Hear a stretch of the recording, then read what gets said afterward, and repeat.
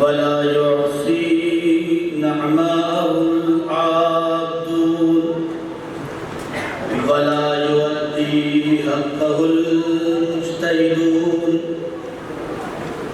الذي نشر الرياح برحمته وابتدى بالصخور ميدان أرضه ثم الصلاة والسلام والتحية والإكرام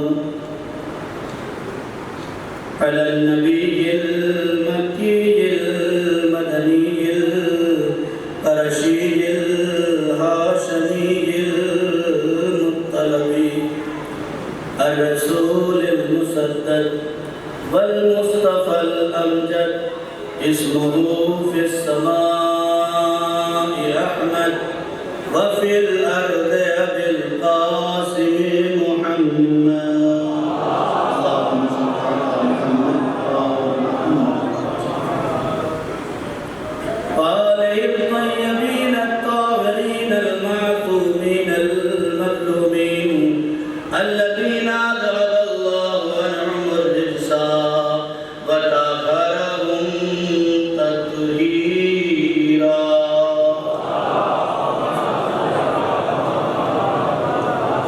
أما بعد فقد قال الله تبارك وتعالى في القرآن المجيد والفرقان الحميد وقوله الحق بسم الله الرحمن الرحيم من عمل صالحا من ذكر أو أنثى وهو مؤمن فلنحيينه حياة طيبة ولنجزينهم أجرهم بأحسن ما كانوا يعملون. صلوات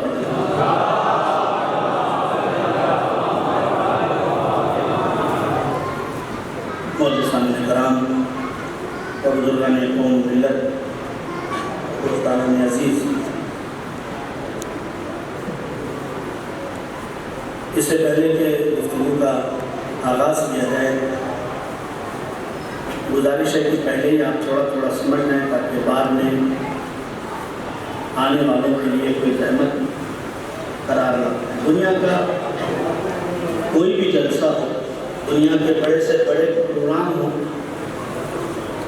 دنیا سے کوئی بھی فنکشن ہوتا ہے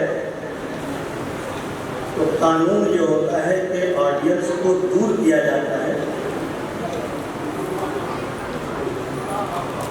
اور بولنے والا الگ. لیکن یہ فرش اعضا ہے، یہ عزائے حسین ہے، یہ عزاداری سید الشہداء ہے کہ جہاں کہا جاتا ہے کہ اور قریب ادنو منی، اور قریب آ جاؤ. کیوں؟ کیا فرق ہے وہاں اور یہاں میں؟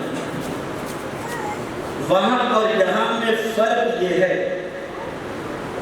کہ وہاں بولنے والا اپنی حکومت کا سکہ جموانے کے لیے ان کے سروں پہ مسلط ہونا چاہیے، لیکن یہاں آنے والا سننے والے کے دلوں میں اپنی زبان کے ذریعے سے اور اہل بیت کے پیغامات کے ذریعے سے دلوں کو منور کرنا چاہیے. چراغ سے چراغ جتنا قریب ہوتا جائے گا روشنی اتنی بڑھتی چلی جائے گی. صلوات پڑھ دیں محمد.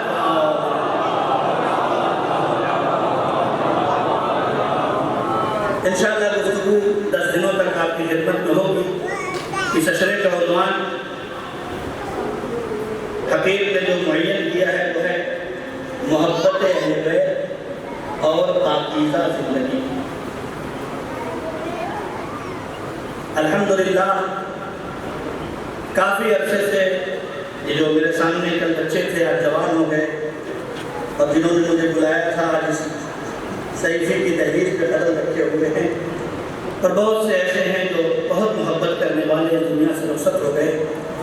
سب سے پہلے دعا ہے پروردگار ان کی مغفرت فرما، تو ہمارے درمیان سے حسینی چلے گئے، اور ساتھ ساتھ یہ دعا ہے میرے معبود ہم تجھ سے اور کچھ نہیں مانگتے، بس چونکہ ان کے دلوں میں حسین کی محبت تھی اس لیے ان کی روحوں کو اتنی اجازت دے دینا تاکہ وہ تیرے حسین کی مجلسوں میں شریک ہو سکے۔ آج آپ دوسروں کے لیے دعا کریں، کل ہمیں بھی وہیں جانا ہے، لہذا یہ فرش ادا ہے، یہ فرش ادا حسین ہے۔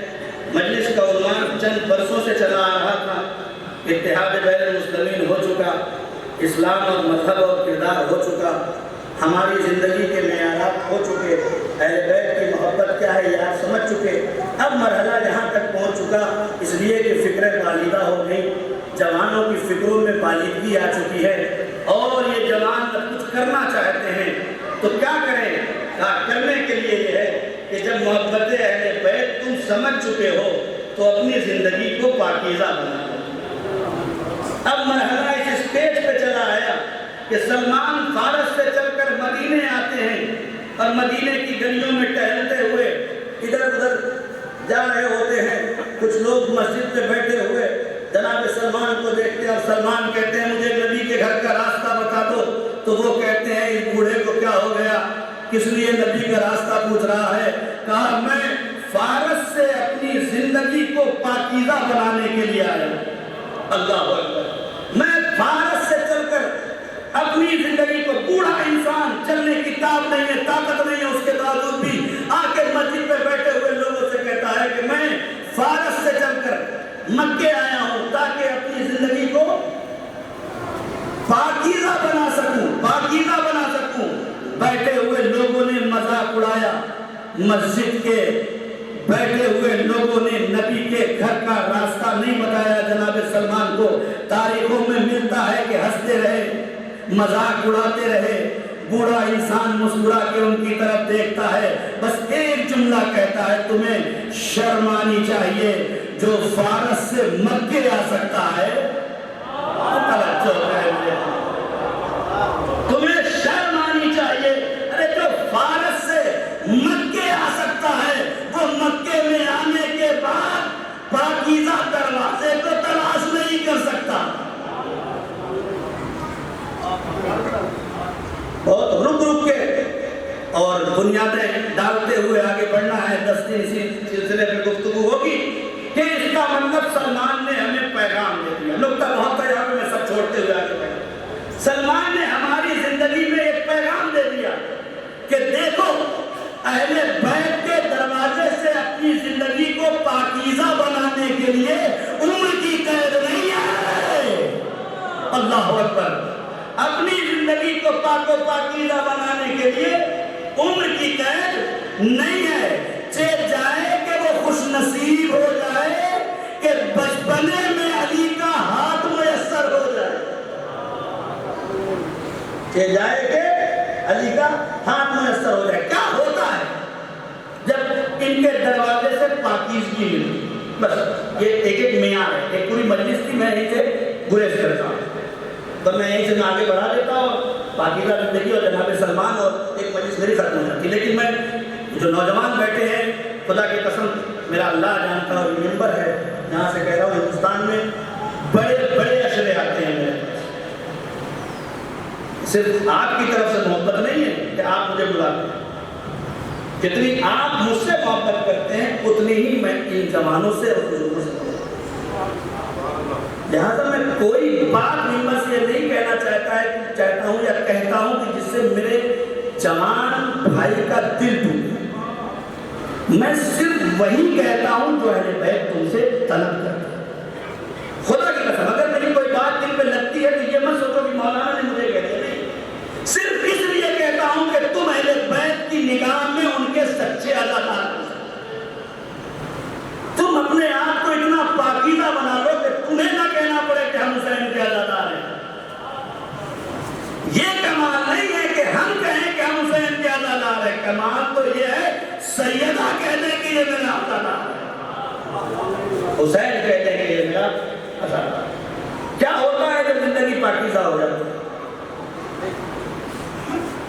بھائی زندگی پاکیزہ ہو جاتی ہے پھر کیا ہوتا ہے؟ سلمان آ گئے، ابو ذر آ گئے، مقداد آ گئے، تمار آ گئے، حبیب آ گئے، یہ سب علی کے زمانے میں ایک جگہ جمع ہو گئے. خدا نے جو سب سے صحیح، بہت توجہ کے ساتھ یہ پوری تاریخ کا نچوڑ جملہ دے رہا ہوں آپ کو، آدم سے لے کر علی تک کائنات میں جتنے صحیح ترین افراد تھے اللہ نے وہ سب علی کے حوالے کر دیا. اب یہ سوچتے جائیے گا، رات بھر محسوس کرتے جائیے گا، جتنے صحیح فکریں تھی، عقلیں جتنی کمال پہ تھی. اسی لیے کہا جاتا ہے کہ جب آخری امام کا وجود ہوگا اور ظہور ہوگا، سوال پڑھیں محمد والبا، جب آخری امام کا ہمارے ظہور ہوگا تو کیا کریں گے؟ سب سے پہلے امام سروں پہ ہاتھ پھیریں گے تاکہ دنیا سے بے عقلی ختم ہو جائے. توجہ کریں، بے عقلی یہ جو ہمارے گھروں میں اختلاف ہوتا ہے، لڑائی جھگڑا فساد سب کچھ ہوتا ہے، یہ کم عقلی کی بنیاد پر.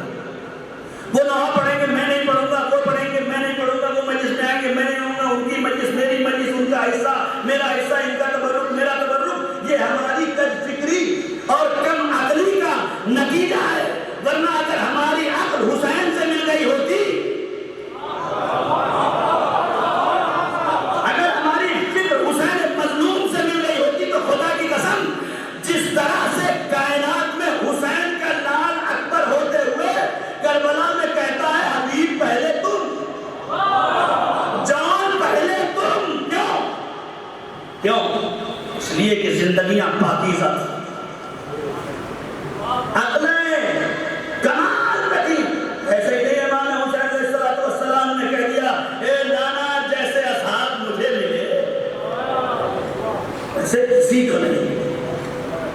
میرے پاس وقت نہیں ہے. اصحاب امام حسین علیہ السلام کی صفات اصحاب امام زمانہ علیہ السلام سے باقاعدہ ملتے ہیں. یہ جو تربیتی اصول آپ کی خدمت میں پیش کیے جاتے ہیں، یہ اس لیے نہیں، میں چاہتا تو میں اسے پڑھ کے چلا جاتا، لیکن چونکہ جو اصحاب حسین تھے انہیں دیکھتے جاؤ اور اصحاب امام زمانہ کو تیار کرتے چلے جاؤ. 1400 سال ہو گئے، 1400 سال ہو گئے. میں نے کہا تھا جب زندگیاں پاکیزہ ہوتی ہیں تو کیا ہوتا ہے، سنیے. سب جمع ہو گئے، حبیب بھی، ابو ذر بھی، عیسیٰ بن تمار بھی. ایک شخص ہے ناقل ہے، وہ کہتا ہے کہ میں مدینے کی گلیوں میں کھڑا ہوا تھا، یا بروایت کوفے کی گلیوں میں نے دیکھا کہ حبیب اور میثم یہ دونوں آپس میں باتیں کرتے ہوئے آ رہے ہیں. میں نے کان لگائے تو حبیب میثم سے کہے، زندگیاں پاکیزہ ہوتی ہیں تو کیا ہوتا ہے، اللہ ہوتا ہے. حبیب میثم سے کہہ رہے تھے، میثم یہ جو دیکھ رہے پیڑ، یہاں تمہیں سولی دی جائے گی.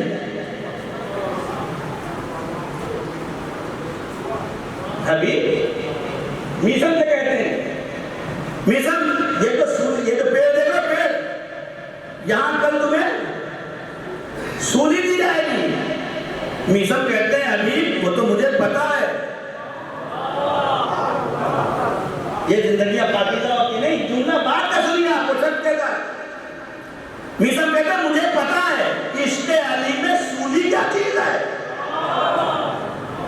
میثم نے اس پیڑ پہ پانی ڈالے. کائنات میں واحد انسان ہے جسے پتا ہے کہ یہاں زبان کٹے گی، پیڑ میں پانی. یہی وجہ ہے کہ جب میثم فضائل علی بیان کرنے لگے، جیسے ہی ظالم نے کہا کہ اس کے ہاتھ پاؤں باندھ دو، کیلیں ٹھوک دو، لیکن اس کی زبان مت کاٹنا. کہا کیوں؟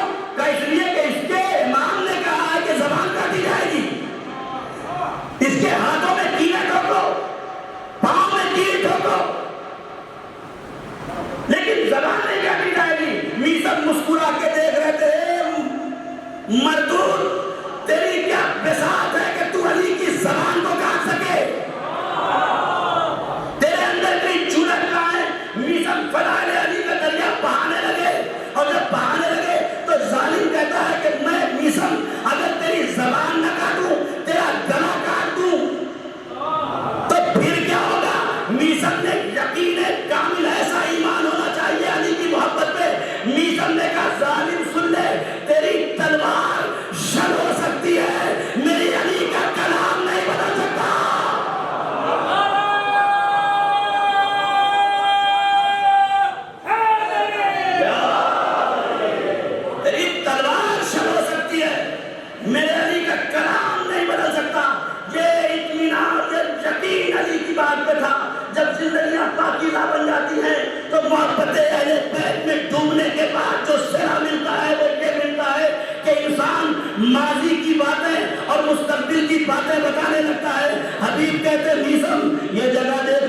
یہاں تمہیں سنی دی جائے گی۔ میسا مسکرا کے حبیب کو چہرے کو دیکھتے ہیں، اے حبیب تم نے میرے بارے میں تو بتا دیا، اپنے بارے میں بھی سنتے جاؤ۔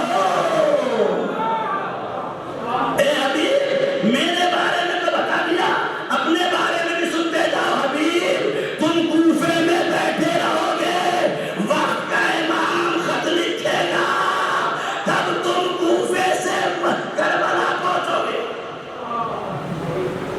یہ پاکیزہ زندگی ہوتی ہے تو ادھر سے کمال۔ اب تو کربلا نہیں ہے، اب تو نہ حبیب ہے، نہ ابو ذر ہے، نہ میثم تمار ہے۔ اب کیا ہو؟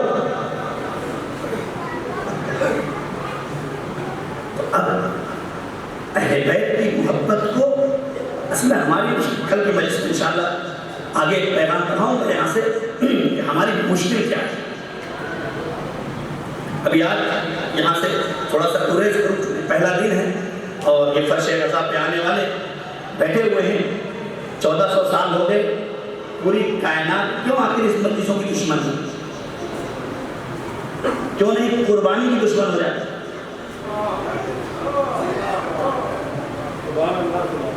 پوری زندگی آپ دیکھیں، جیسے ہی محرم آتا ہے پمفلیٹ چھپنا شروع ہو جاتے ہیں، فتاوے آنا شروع ہو جاتے ہیں۔ میں کہتا ہوں یہ اپنے اپنے مقدر کی بات ہے، ہم کسی کو کچھ نہیں کہتے، سب کو رسول اسلام کو جواب دینا ہے۔ جہاں جہاں میری آواز جا رہی ہے سن، ہم کسی کو کچھ کہنے کا اختیار نہیں رکھتے۔ اگر واقعاً اللہ کے رسول کو رسول مانتے ہو تو جسے رسول نے اپنا بیٹا کہا ہے اسے بھی اپنا مانو۔ یہ کائنات کا اصول ہے۔ اور میرے عزیزو 1400 سال سے خزانے برباد ہو گئے، حکومتیں مٹ گئیں، لیکن جیسے فرش عزا کل تھی ویسے ہی فرش عزا آج ہے۔ ساری دنیا پریشان ہے کہ اس فرش پہ بیٹھنے والے دنیا کے چپے چپے پہ چھاتے جا رہے ہیں۔ ایک ایک جملہ غور سے سنیے گا، ساری دنیا پریشان ہے کہ اس فرش پہ، میں جملے بدل دوں، ساری دنیا پریشان ہے کہ زمین پہ بیٹھنے والی قوم آسمان دنیا پہ چھاتی جا رہی ہے۔ ارے کل تک خالی ایران تھا تو پریشان تھے، اب تو لبنان بھی اپنا ہو گیا، عراق بھی ہو گیا، سیریا ہونے والا ہے، اور انشاءاللہ وہ دن قریب ہے کہ جب مکے کے کعبے کی چھت پر آخری حسین کا عزادار عباس کا عالم لیے ہوئے آواز دے رہا ہوگا، یا نثارات الحسین۔ وہ دن قریب، لبیک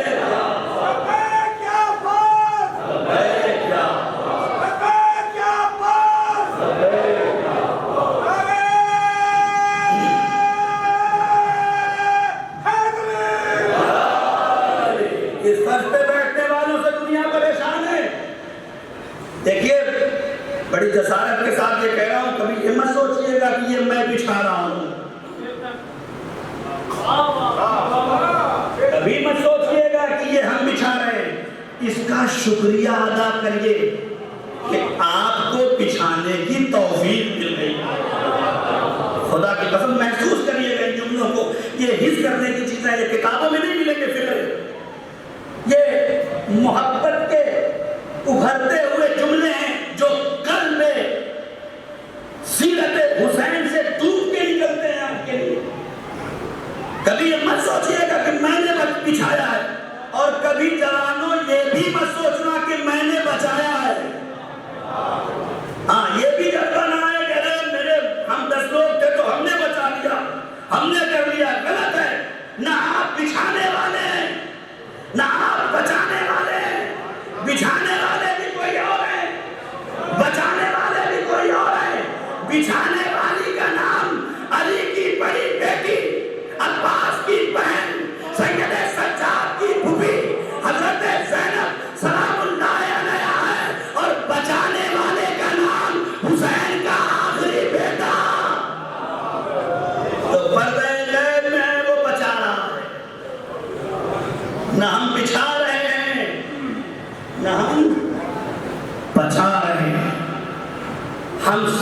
فرش پہ بیٹھ رہے ہیں، ہم صرف فرش پہ بیٹھ رہے ہیں، اور یہ بھی سب کو نصیب نہیں ہے، یہ بھی سب کو نصیب نہیں ہے۔ اس کے لیے طہارت کی شرط ہے۔ اسی لیے میں ہر سال کہتا ہوں، اس سال بھی کہہ رہا ہوں، گھر سے چلتے وقت، مجلسوں کے لیے نکلتے وقت پہلے اپنے آپ کو باوضو کریں، باوضو کریں۔ آپ آج کر کے گھر سے نکلیں گے، کل یہی سیرت آپ کا بچہ گھر میں پیدا کرے گا۔ شروع کریں یہ چیزیں آپ۔ اب آپ کو امام کی نصرت کرنا ہے، جب تک آپ ظاہری پاکیزگی لے کے آئیں گے نہیں، کیوں آئے وضو کر کے، کیوں زندگی پاکیزہ کرے اپنی، تاکہ دنیا پہ چھا جائے۔ بہت مثالیں ہیں، میں علماء کی مثال نہیں دیتا۔ اب آج کل علماء سے بھی لوگوں کو ڈرایا جا رہا ہے کہ علماء قریب مت جاؤ، ابھی انشاءاللہ کبھی وقت آئے گا بتاؤں گا، تقلید مت کرو، یہ مت کرو، وہ مت کرو۔ اللہ جانے کم سے کم یہ مرکز حسین تو ایسا ہے کہ جہاں کم سے کم سب جمع ہو جاتے ہیں، اپنی کوئی کسی بھی لائن پہ جا رہا ہو، لیکن یہاں آنے کے لیے بے چین رہتا ہے۔ کیوں؟ اس لیے کہ طہارت ہے، تینت۔ بس باتیں جلدی جلدی آگے بڑھ جاؤں، میں بہت مثال نہیں دیتا، ایک نام دیتا ہوں اسی فرش پہ بیٹھنے والے انسان کا، ایک نام، بس بہت مثالیں ہیں، ایک نام کیسے چھا جاتا ہے انسان دنیا پہ؟ قاسم سلیمانی۔ دھیرے سے پڑھا نا میں نے، اس لیے آپ خاموشی سن لیں۔ قاسم سلیمانی، مولانا نہیں، آیت اللہ نہیں، مجتہد نہیں، امامہ قضا نہیں، ہے نا؟ لیکن چونکہ محبت اہل بیت میں ڈوب کے اپنی زندگی کو ایسا پاکیزہ بنا لیا کہ اب جب اپنے عہدے اور منصب پہ آیا تو مظلوموں کو مارا نہیں، مظلوموں کو مارا نہیں۔ جب یہ تو پتہ ہی نہیں چلتا ہندوستان کو کہ قاسم سلیمانی نے ہندوستانیوں کی عزت و آبرو کیسے بچائی تھی۔ یہ تو جب قاسم سلیمانی کا کی شہادت ہو گئی، اور شہادت ہونے کے بعد دنیا نے بتانا شروع کیا۔ ارے میرے عزیزوں، بات نہیں پہنچ رہی، مجھے نہیں لگا۔ اہل بیت کی محبت میں ڈوب کر کام کرنے والے یہ ظاہر نہیں کرتے میں نے یہ کیا، کہیں نہیں ملے گا میں نے یہ کیا، نہیں۔ ارے قاسم سلیمانی کی زندگی میں تو یہ بھی نہیں پتا چلا تھا کہ انہوں نے ایران کے لیے کیا کیا۔ جب شہید ہو گئے تو پاسداران نے کہا ہمیں بنانے والا قاسم سلیمانی، عراقی جوانوں نے کہا ہمیں بنانے والے قاسم سلیمانی، ہندوستان کی 40 نقشوں نے کہا ہماری عزت و آبرو بچانے والا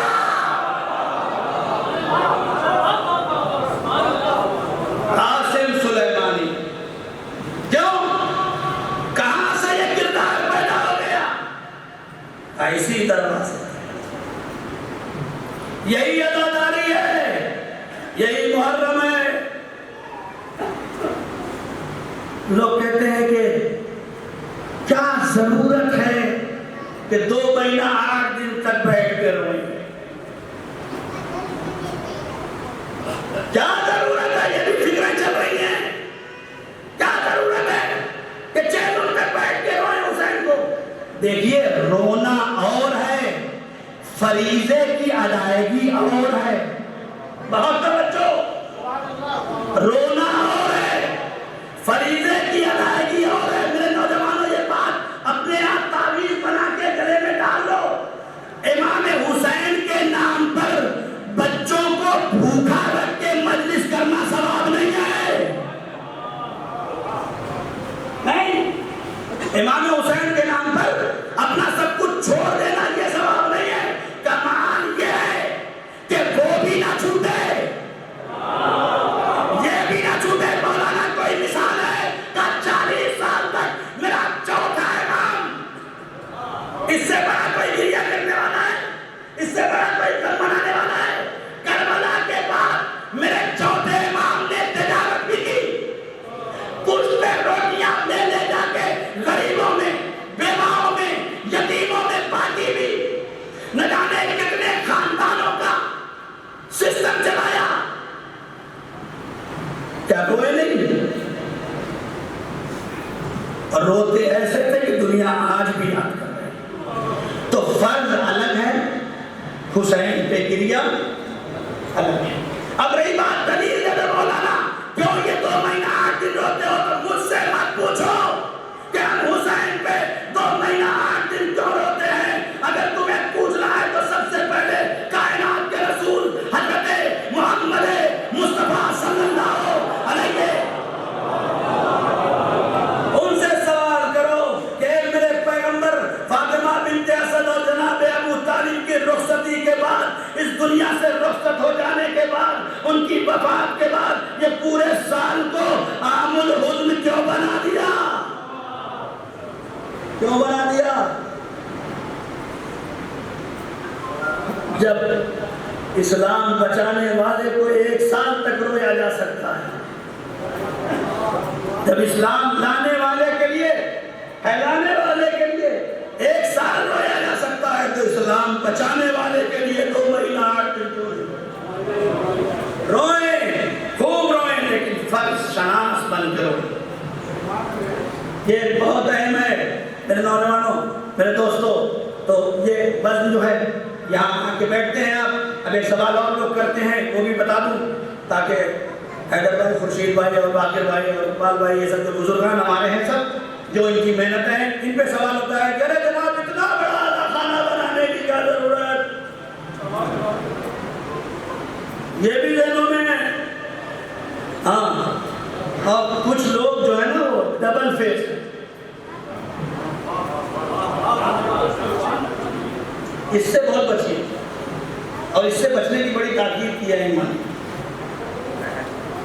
یہ یاد رکھیں، مولانا عمار صاحب بہت اچھی مجلس پڑھی آپ نے، ختم ہوتا کہ ایسی مجلس پہلی بار زندگی میں، اور جیسے ہی چوکلے پہنچے 4 لوگ ادھر کے ملے، جی پڑھائی کیا 1 گھنٹہ لے لیا سب کچھ نہیں پڑھا۔ خدا کی قسم روایت ہے، مقالہ النار، جو انسان 2 روئی زندگی گزارتا ہے اس کو اللہ عہدے منہ جہنم میں ڈال دے گا، عہدے منہ جہنم میں ڈال دے گا۔ اور اگر مولانا مار کے خلاف کیا ہے تو یہ روایت ہے، اللہ اکبر، نہیں جملے سن لے، یہ اگر مولانا مار کے خلاف ایک خاطی انسان، ایک طالب علم، ایک حسین کا ذاکر چھوٹا سا انسان اس کے خلاف کیا ہے تو رسول کی حدیث ہے کہ جو شخص کسی مومن کی بے عزتی کرنے کے لیے 2 رایا سسٹم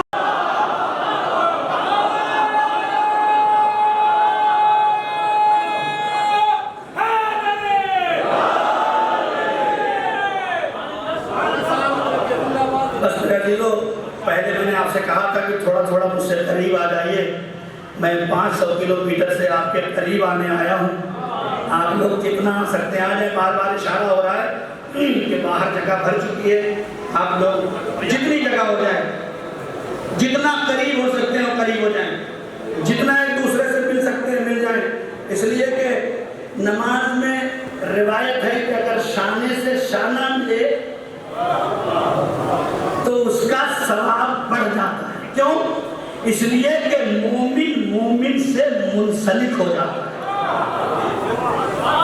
مومن مومن سے منسلک ہو جاتا ہے۔ لیکن مسجد میں جناب سیدہ نہیں آتی، مسجد میں سید سجاد نہیں آتے، مسجد میں باقی ائمہ نہیں آتے۔ میری ماں اور بہنوں، اگر اپنے اذا خانے میں آ کے بیٹھی ہو تو بڑے احتیاط سے بیٹھنا، اس لیے کہ آپ کے پہلو میں طہارت بانٹنے والی بیوی آتی ہیں. اپنے گھروں سے چلیں تو ایسے محجبہ اور باحجاب نکل کے آئیں کہ آپ کو دروازے سے داخل ہوتے ہی حسین کی ماں کہے کہ اے میرے لال کی عزادار، تم واقعی میرے حسین کی عزادار.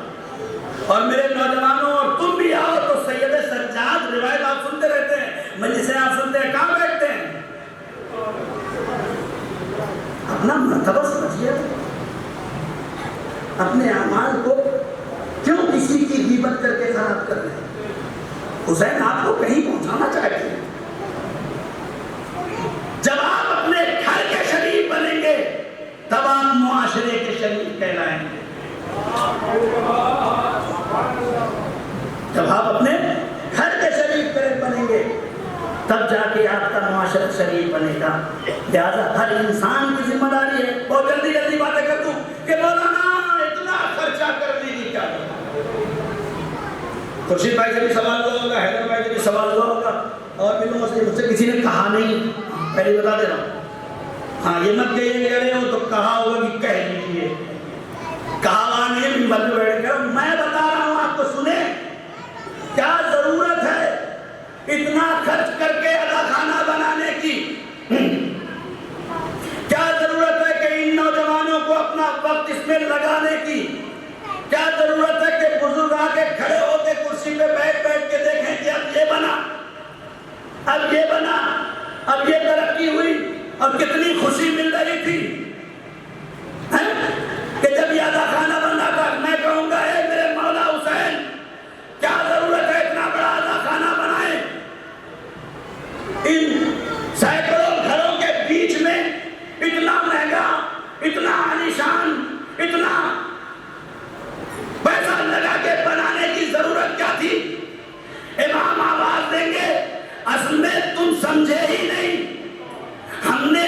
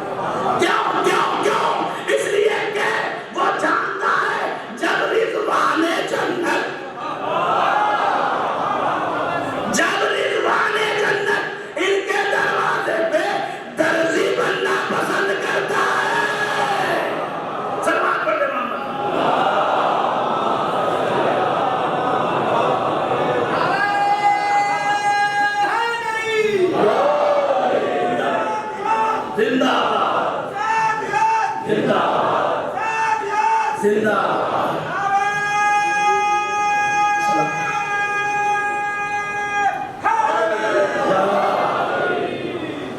تمہارے گھروں کی تہذیبیں الگ، ہمارے گھروں کی تہذیبیں الگ، تمہارے گھروں میں نوکر الگ ہے، مالک الگ، ہمارے گھر کی تہذیب الگ ہے، اور یہ تہذیب بس دو ہی جگہ نظر آئی ہے۔ اتفاق ہے کہ زیدی فارم میں ملا ہوا ہے، نہیں توجہ کریں، اتفاق ہے کہ یہاں ملا ہوا ہے۔ یہ تہذیب صرف دو ہی جگہ نظر آتی ہے، یا اللہ کے گھر میں نظر آتی ہے یا حسین کی مجلس میں نظر آتی ہے۔ مولا تہذیب کیا دینا چاہتے ہیں؟ یہ تو بیٹھتے ہی ہیں، انہیں بتانا کیا چاہتے ہیں کہ اتنا بڑا خانہ بنا کے اتنے لوگوں کو جمع کرنا، کیا یہی مقصد حسینی ہے؟ کیا یہی عزاداری کا فلسفہ؟ کیا نہیں، ہم یہ چاہتے ہیں تم شانہ سے شانہ ملاؤ اور تم سوچو کہ میرے حسین کو یہ پسند ہے کہ عزادار سے قریب ہو جائے۔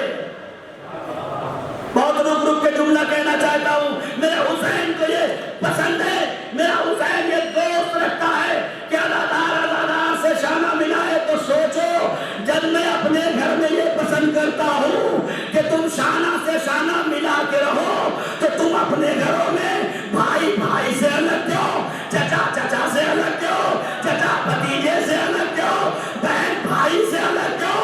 کیوں بھائی آخر ایسا کیوں ہے؟ وجہ یہ کہ ہم نے اپنے گھروں کی تہذیب مجلسوں میں تو لائی، مجلسوں کی تہذیب اپنے گھروں تک نہیں۔ جب مجلسوں کی تہذیب اپنے گھروں میں پھیلائے تو نتیجہ کیا ہوگا؟ غربت۔ نتیجہ کیا ہوگا؟ چہرہ اسلامی ہوگا، لباس اسلامی ہوگا، بدن اسلامی ہوگا، وجود اسلامی ہوگا۔ ہم ایسا مجلسوں کی تہذیب کو لے کے آگے بڑھیں گے، کوئی تصور نہیں کر سکتا۔ اتنا بڑا عزاخانہ کیوں، اتنی دولت کیوں خرچ کی جا رہی ہے؟ کہ تمہارے گھر کی تہذیب الگ ہے، ہمارے گھر کی تہذیب الگ ہے۔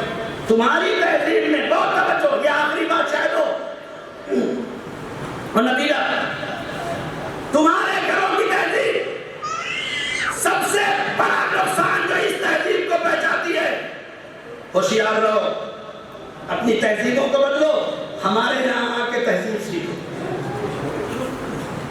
تاکہ تمہارے گھروں کا بیلنس بنا رہے۔ تمہارے گھروں کی تہذیبیں بہت ساری الٹی سیدھی ہیں، لیکن جو سب سے زیادہ نقصان پہنچاتی ہے وہ ہے انا، وہ ہے غرور، وہ ہے انا، وہ ہے غرور۔ اپنے گھروں سے مجلسوں کے لیے نکلتے ہو نا، نکلتے نہیں، ہم سبھی کو آگئے بہجت سب سے بڑی عارف ایران کی، ان سے ایک شخص نے کہا کہ میں مجلس حسین میں جا رہا ہوں، عزاداری میں جا رہا ہوں۔ انہوں نے کہا رکو ادھر آؤ، میرے قریب آؤ، قریب بلایا، سر پہ ہاتھ رکھا، آواز دی، جب گھر سے حسین کی مجلس کے لیے نکلا کرو تو یہ مت بولا کرو کہ میں حسین کی مجلس میں جا رہا ہوں، بلکہ کہا کرو کہ میں کربلا جا رہا ہوں۔ اس جملے کو اپنے وجود میں اتاریں، کہا کرو کہ میں کربلا جا رہا ہوں، اس لیے کہ کربلا آنے والا حسین کا ہر سپاہی اپنے گھر کی کھوٹی پہ اپنی انا کو اتار کے چلا۔ تمہارے یہاں سب سے نقصان پہنچانے والی ہماری عزاداری تو تمہاری انا ہے۔ ہم نے تمہارے لیے اتنے بڑے بڑے کارنامے کر دیے، تم نے ہماری مجلسوں کے لیے اپنی انا کو نہیں چھوڑا، تم نے انجمنوں کو الگ کر دیا، تم نے مجلسوں کو بانٹ دیا، تم نے گھروں کو تقسیم کر دیا، تم نے بھائیوں میں جدائی ڈال دی، تم نے بیٹوں کو جدا کر دیا، تم نے بیویوں کو طلاقوں کو ہمارا کر دیا۔ کیوں؟ اس لیے کہ تم ہماری تہذیب بھول گئے۔ تمہارے یہاں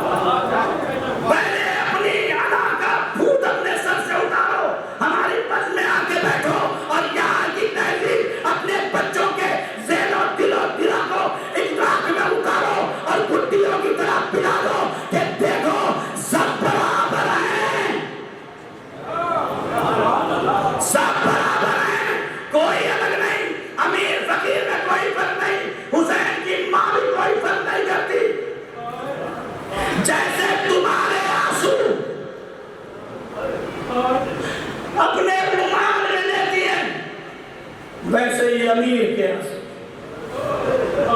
جیسے پیشنٹ کے آنسو اپنے ہاتھ اور رومال میں لیتی ہیں، ویسے ہی ڈاکٹر کے آنسو۔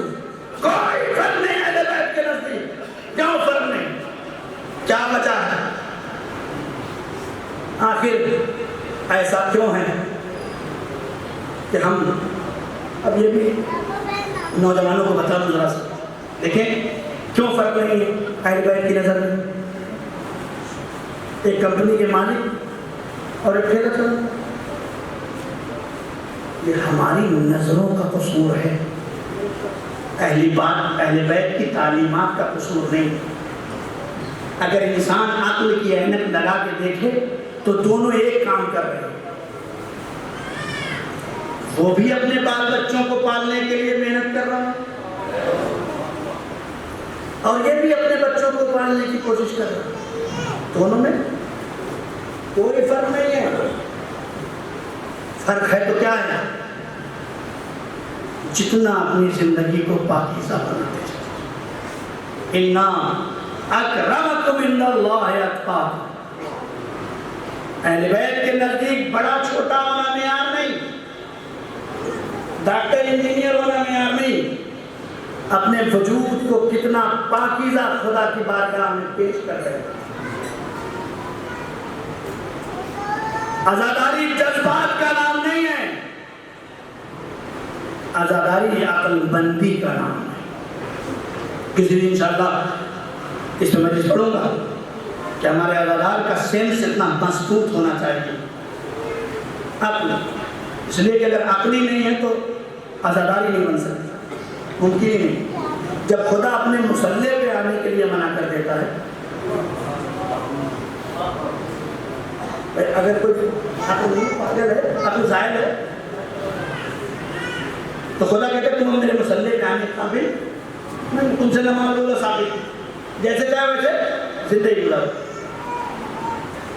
تو کیا حسین کی بارگاہ میں کوئی بیوقوف آ سکتا ہے؟ نہیں آ سکتا۔ آئیں اپنی عقلوں کو بلند کریں، جب عقلیں کامل ہوں گی سینس پیدا ہوگا، تب کہنے کی ضرورت نہیں پڑے کہ بھائی صاحب چپل ریک میں رکھی۔ میں نماز روزے کی بات نہیں کرتا، نماز روزہ تو جو واقعاً حسین کے تھوڑا سا بھی قریب آ گیا نا وہ خود ہی کرنے لگے گا، اس کو کہنے کی ضرورت نہیں۔ جو علی کو واقعاً ولی اللہ مانتا ہے،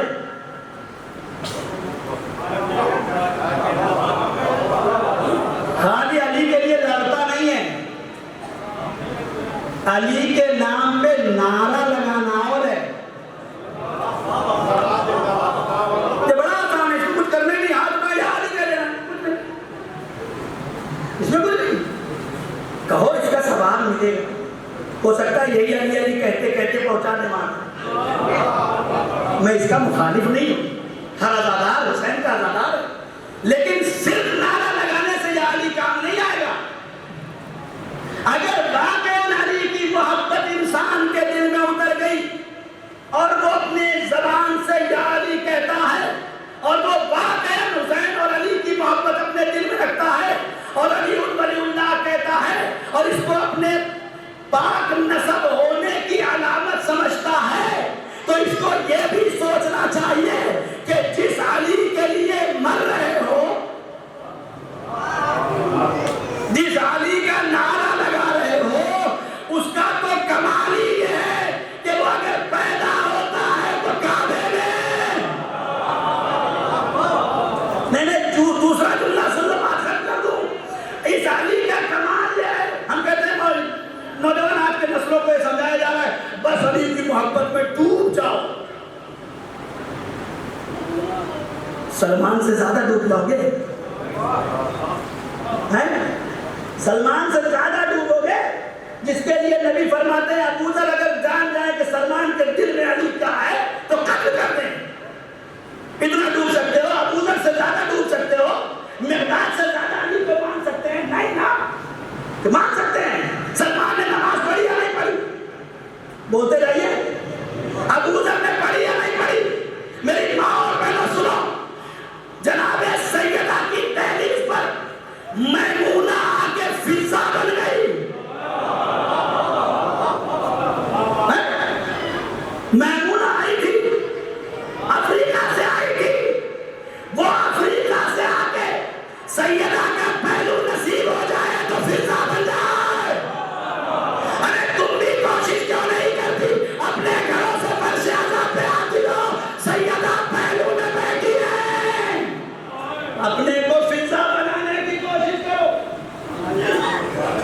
یہ معیار قائم کرو. تو یہ میں نہیں کہتا سینس بنانا. یہ باتیں مجلسوں میں پڑھی نہیں جاتی. جب آپ کی عقل بڑھ جائے گی نا تو آپ صرف اپنوں کے بارے میں نہیں سوچیں گے. میں نہیں کہیں گے. ہم.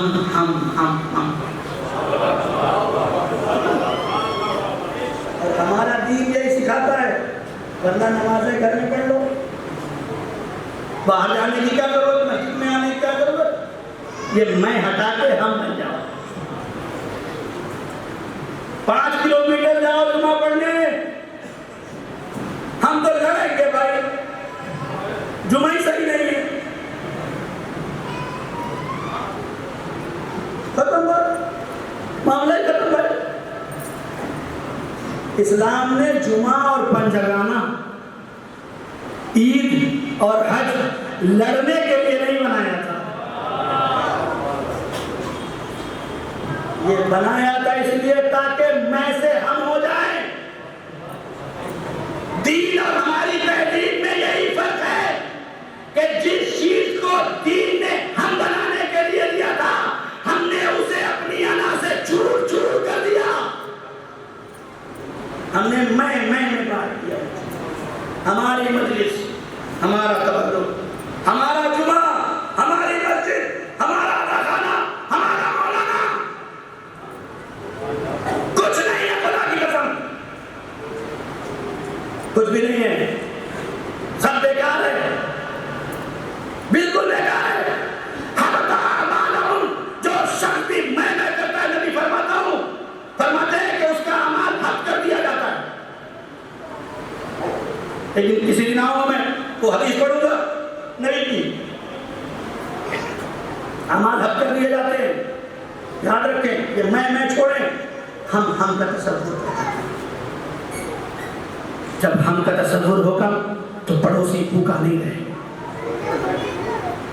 مریض بغیر دوا کے نہیں رہے گا, بیوہ کے بچے یتیم نہیں سمجھیں گے. اپنے آپ میں ہم پیدا, میں کو ہٹائیں, انا کے تصور کو چور چور کرے. اس کے بعد میں جسے حسین میں آ کے بیٹھے اور اپنی زندگی کو طاقت کی ضرورت. دیکھیں کیا وجہ ہے, یہ کھینچے ہوئے چلے آ رہے ہیں. پہلی مجلس اور خانہ بنا, کیا ان کے پاس کام نہیں ہے؟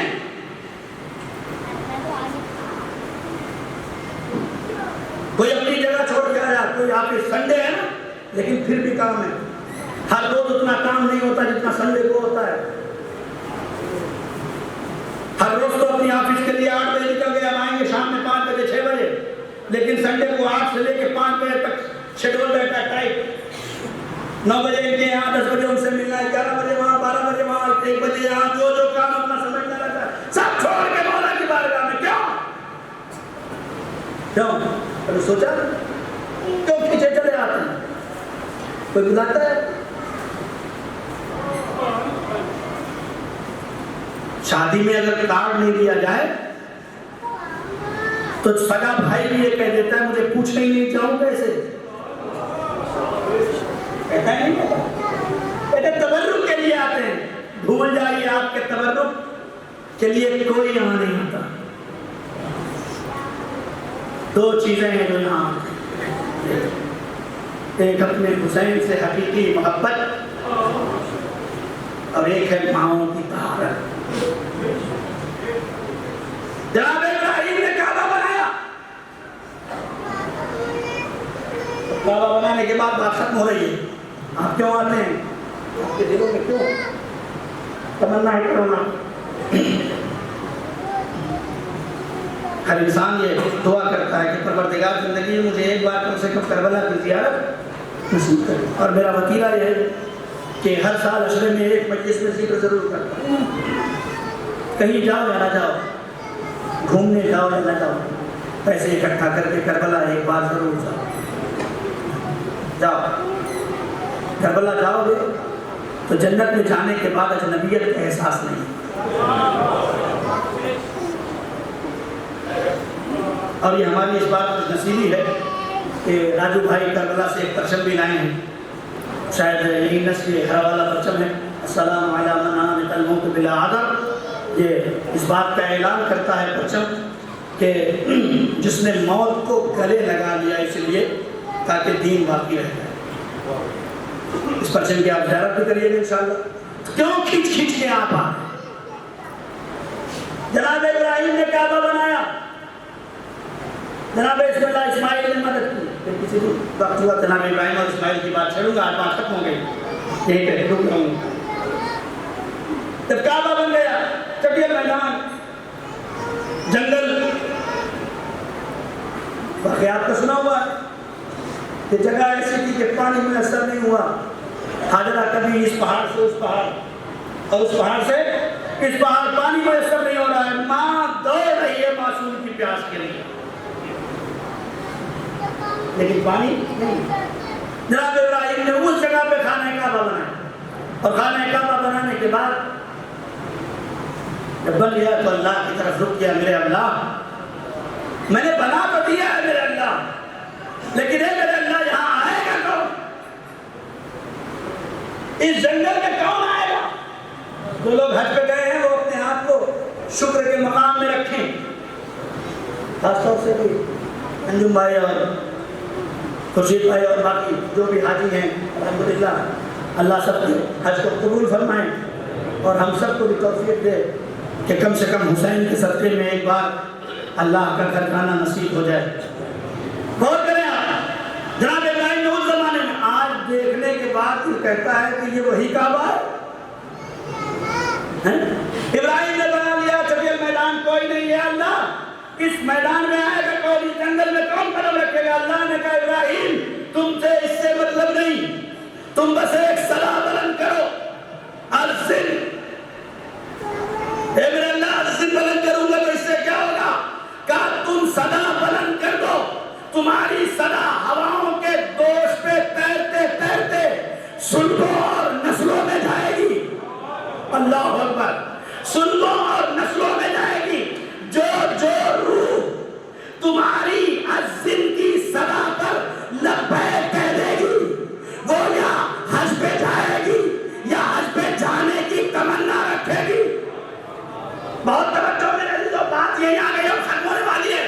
کائنات کی ہوا کے دوش میں دو استغاثے بلند ہوئے، دو صدائیں بلند ہوئی، ایک عزم کی اور ایک کربلا معلیٰ میں حلمل کی، اللہ اکبر، وہ بھی ایک معصوم نے بلند کی، یہ بھی ایک معصوم نے بلند کی، وہ بھی ایک امام نے بلند کی، یہ بھی ایک امام نے بلند کی، وہ بھی حلمل کی صدا، عزم کی صدا تھی، یہ حلمل کی صدا ہے، وہاں بھی لبیک کہا جاتا ہے، لیکن ادھر غلط تو کیا سنیے گا، وہاں بھی لبیک اللہم لبیک کہا جاتا ہے، یہاں بھی میوسوں میں آ کے لبیک یا حسین، لیکن سب مل کے ایک ساتھ کہیں لبیک یا حسین، لبیک یا حسین، لبیک یا حسین، خدا بندے عالم ہماری آوازوں کو کربلا معلیٰ تک پہنچائے، ہماری روحوں کو کربلا تک پہنچائے، ہمارے جسموں کو کربلا تک پہنچائے۔ ایک میرے خلیل پیغمبر عزم کو پکارو، جو جو روحیں تمہارے اس عزم کی آواز کو سن کر لبیک کی صدا بلند کریں گی، وہ یا حج پہ جائیں گی یا حج پہ جانے کی تمنا رکھیں گی۔ حسین نے کربلا میں لفظ حلمل سے صدا بلند کی، اللہ نے کہا تو یاد رکھو، جو جو حسین کے حلمل کی صدا پہ لبیک کہے گا، یا وہ کربلا جائے گا یا جانے کی تمنا رکھے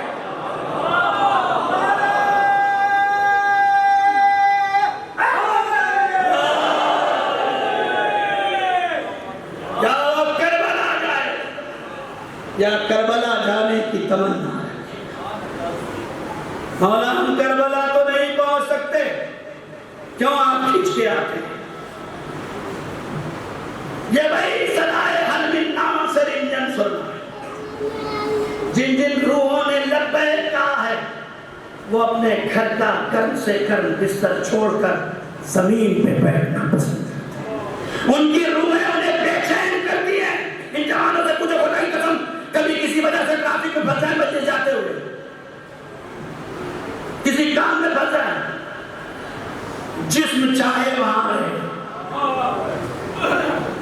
لیکن روح فرش عذاب پہ پھانک آتی اور دل کو بے چین کیے رہتی ہے. دلی میں رہنے والا محرم دلی میں نہیں کر سکتا ہے, میرا کیوں بھاگ کے آتا ہے؟ کیوں؟ سوچئے الگ الگ ملکوں سے بھاگے چلے آ رہے ہیں, وہاں مہمان بن کے آزاداری کریں, یہاں میزبان بن کے آزاداری.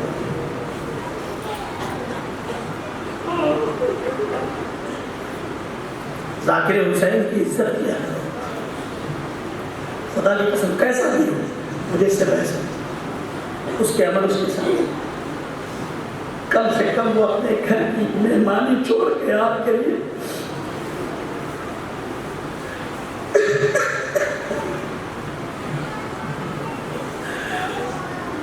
اپنے گھر کی عزاداری چھوڑ کے آپ کو اپنا تنظیم دیتا ہے.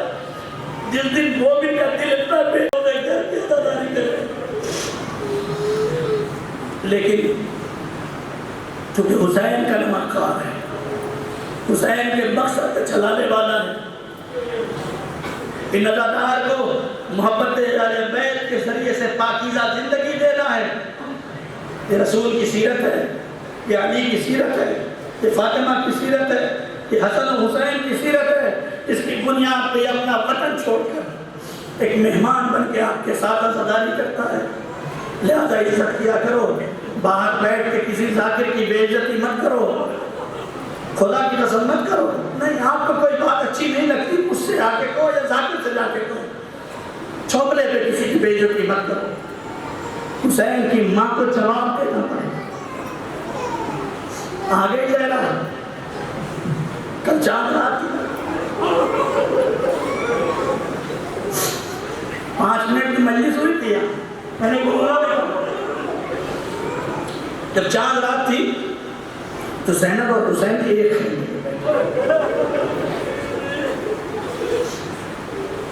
قاسم اور فرما ایک,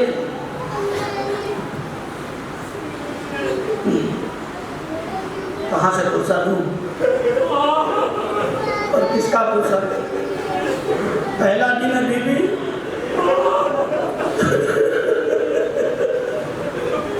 کہ آپ کے لال کے عدالات جمع ہوئے بی بی.